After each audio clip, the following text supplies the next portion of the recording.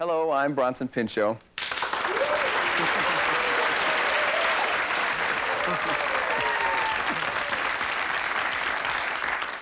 I'd like to welcome you to this Monday edition of Our Magazine and introduce our host, Gary Collins.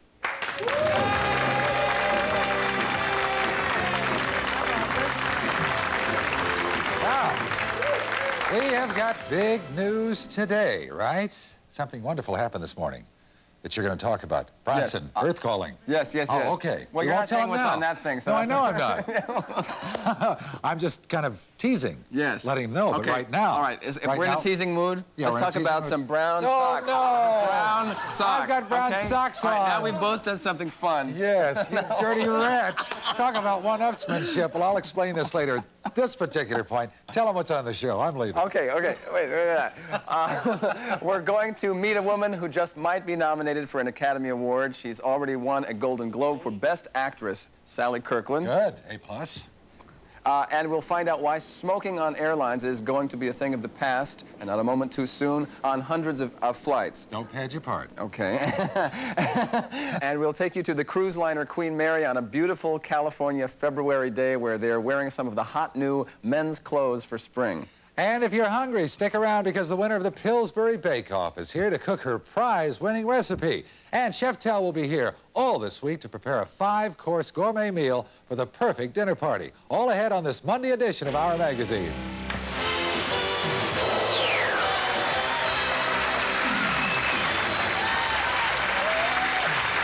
We're here with my man of the hour, Bronson Pinchot, bulky on Perfect Strangers. And yes, indeed, I do have brown socks on and this dirty rats.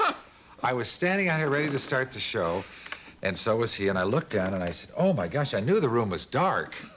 And I looked down and I'd put on brown socks instead of blue socks. Somebody once said that when you were born, they left out the censor. That is true. That's true. Huh? Somebody did say whatever that. comes to your mind, you do, right? Yes. Reached over and grabbed my leg. Anyway, the exciting news is news, and it has to do with something you heard this morning, and I guess we can tell everybody. Yes, I'm going to be acting in the first movie that I've that in 4 years. I've been waiting 4 years to make a movie since Beverly Hills Cop, and I am, as of this morning, going to make a movie. Do we dare tell the name, or? The name of the movie is Second Sight. Yeah. And you will have less than or more, I should say, than a supporting role in this one. Yeah. Congratulations. Thank you very much. Tom Cruise told you when you were doing Risky Business, don't do TV. Did he not? Yeah. Why did he tell you that? I think that the reason he told me that was that someone had probably told him that, and he thought it was a good thing to pass along. I mean, I really don't think he saw into the future and saw that I was going to do a TV show. He just saw some dailies of Risky Business and thought that I was good and wanted to pass on this piece of advice. He thought that that was something that every actor should know. But I knew then it wasn't right for me. It was probably right for him, and he was just being really nice. Well, where does supporting yourself, living day to day, come into this whole equation? I mean, it's wonderful for you to feel I shouldn't do TV and wait out for movies, but that has nothing to do with reality, does it? Not really, no. I mean, you have to really, you just take what comes. And he, at that time, was doing his, 4th movie or whatever, and probably already knew what his 6th one was going to be, and I didn't, so it was nice of him to say, and I just yesed him to death and went on with, Yeah. And, of course, we're awfully glad you did. Perfect Strangers is a wonderful vehicle for you as well as for Mark Lynn Baker. We have a scene. I don't think we should say anything. Let's go ahead and take a look at it, because this one could be a tongue twister. Let's take a look. When you smile on what you bake, bibbibabka turn out swell.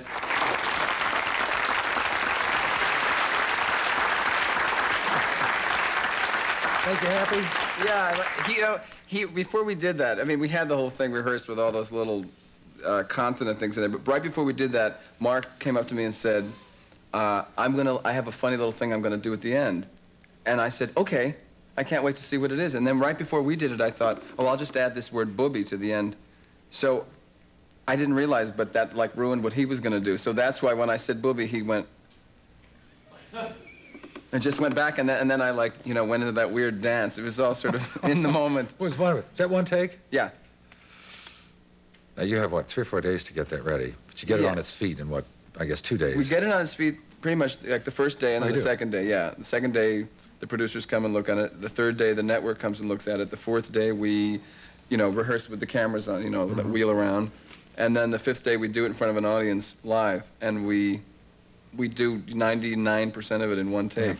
What kind of reaction do you get from people who write in terms of their reason for the success of the show? People who write letters in? Yeah.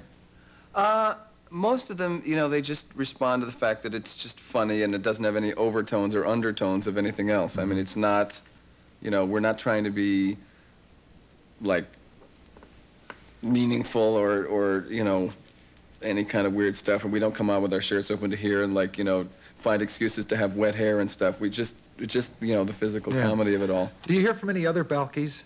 Yes, I do. I hear from them in person, too. You know, I was down buying a Walkman today, and, you know, all the guys down at this electronics place are all from, like, India and Eastern Europe and different places, and they you know, flock to me and grab onto me and, you know, and say that they watch the show, and they're always surprised when I don't have an accent. But, I mean, you know, yeah, and I get letters from people, too, that can barely write English and the thing, and I get a lot of letters from Malta and Indonesia and places that you wouldn't think they would even get the show, since it is partially about somebody who's adjusting to America, but they do get it. And they identify with you. Yeah. That's wonderful. How many identified with the Circus of the Stars? There aren't many. No. Huh?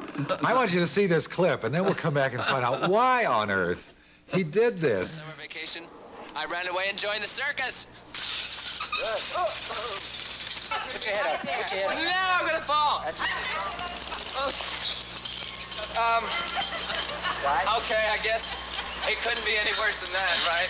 Bronson is not a perfect stranger to a feat across.